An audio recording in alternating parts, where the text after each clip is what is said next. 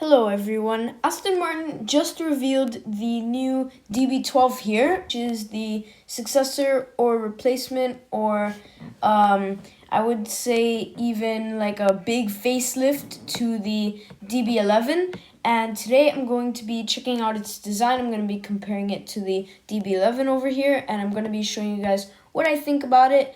And yeah, let's just jump right into it. To start off, one of the first impressions that I get here is that it is a very good refresh from the already familiar DB11. So, I mean, the DB11's been out for quite some time now. It's a pretty familiar Aston Martin by this point. It's good that we get to have this new model here, which is almost entirely new from the DB11, both inside and out.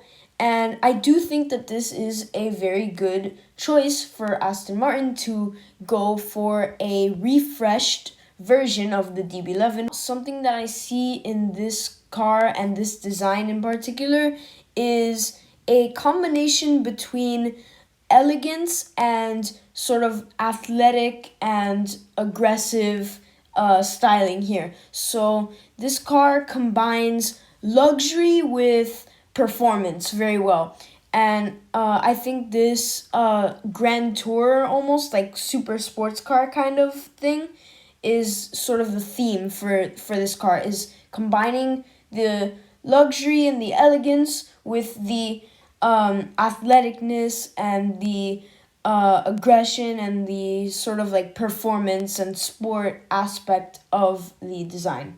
If we look over at the DB11 to start, we have some familiar features like these headlights that are pretty distinguishable as Aston Martin. You have the very familiar grille, that's one of their main points in their design DNA, and then you have this lower fascia with this very simple vent right here. An immediate change that we're going to notice from the DB11 is, first of all, some new headlights over here. And then, as we can see, this grille is completely redesigned from the DB11. So now it's a lot larger and it stretches all the way down into this lower part. The lower part of the front end here is a little bit squashed, I think, by the large grille, but you do still have it pretty nicely integrated. Although the lower part of the front end does seem a little bit squashed by the big grille, I think that it's not a big deal because the grille is such an important part of the Aston Martin design language that making it stand out as much as it does on this car isn't really that big of a deal. The DB12 also represents like a new era for Aston Martin as a brand. They're going to be sort of switching over their design language and all that stuff, as many brands are at this time. Over here to the side view, I don't have a photo of the DB11 because they're pretty similar in their proportions and shape. You have this very nice sort of sports car or Grand Tour sort of shape with this car, and especially in the proportions. Some very simple lines, not too much going on here. And again, that's okay. I think that it's good to go with something that isn't too complex. And I think that Aston definitely made the right move when they were going for a transition from the DB11, because especially in the side view, there isn't that much change. I do really like those wheels, and in particular, I do actually really like the spec that is on this press car, the launch spec here, because you have these this bronze finish on the wheels, and then you have the green paint, which I think is like a perfect matchup for a car like this. Last thing I really want to say here in the side view, talking about the shape and the proportions and all that stuff, is that the theme that I talked about earlier about combining luxury with performance, I think that Aston Martin kind of has a history for making like Grand Tours and super sports cars like this. So I do think that with the DB12, Aston Martin already has a lot of experience in this segment, and that experience is definitely translated very nicely in this design. You could see that this is a design that is very confident, and I think that's a big difference from the DB11, is that this car feels a little bit more stately, a little bit more confident in its design and in its lines, and I think that that's really good for a transition here, because you have the DB11 that it looks a little bit softer, a little bit more like fun and sort of like smooth in its shapes and that sort of thing. But then you move to the DB12, now that Aston has had more experience with these kind of models, and they have a more confident, stately design here. And that's something that you can definitely see in this design, and that's something that I really like too. There isn't too much change from the DB11 here. This is probably the area that's changed the least. I can see almost no difference. The diffuser's the same, the taillights are almost the same, and it's overall very, very, very similar. So I'm just going to go over some of these key features. You have this little sort of angle here with a sort of like integrated spoiler, I guess you would say. These taillights are actually really nice. I do like how they kind of go around here. They're kind of reminiscent of Aston Martins of the past, I would say. Like, these taillights and this like sort of rear setup here kind of reminds me of the DB9. I don't know if that's just me, but I do definitely see the resemblance there. And then you have this diffuser, which, as I said, is pretty much the same. You have these oval exhausts, which I really like. Here, you could see that there is a floating C-pillar here.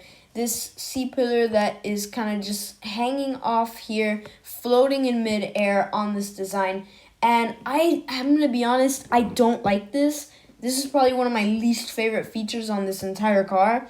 And I think that when you have such a clean design like this, and again, especially with the sort of like luxury and like elegant aspect of the design, you want to have something that flows well. And I do think this design has a great flow. It like the lines, they flow really well, and the surfacing is good and all that stuff. But I do think that this floating C-pillar here with this area being sort of cut off, it kind of messes it up. It messes up the flow of the car, and I think that it would have been better if they would have just sort of like continued this all the way down. I do not like this floating C-pillar. I think it kind of messes up the flow that this car has. Now, one of the last things I want to talk about is actually the interior, because yes, while the design of this car on the exterior is very special and important, the main sort of talking point about this DB12 is actually what's on the inside with the technology, because Aston Martin has kind of been a little notorious for being really behind in terms of technology, especially with like infotainment systems. But on this DB12, again, like I said, this represents kind of a new era for Aston Martin as a brand. So in this car, you have completely redesigned infotainment systems made completely in-house by Aston Martin.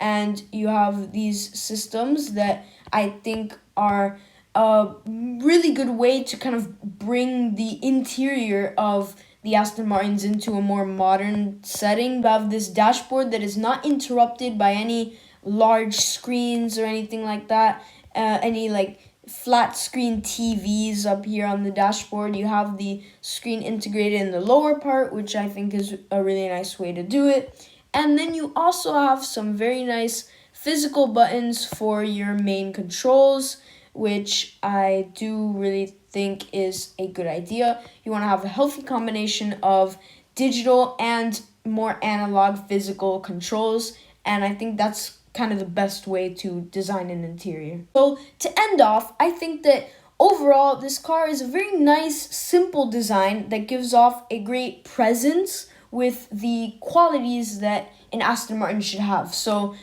the same theme that I've been reminding you about this entire video, which is combining this elegance with the sort of athletic feel of the car, the luxury and the performance, that balance between those two that really creates not only a great car, but also just a great design. So I do think that this car has a great like presence to it, much more so than the DB11. It's much more confident in its design. It's building upon what the DB11 was and making something better. And I do think that Aston Martin did a great job on this car. Thank you so much for watching my design review of the DB12. Be sure to check out my other videos and support my channel. Thank you so much, and I'll see you in the next video.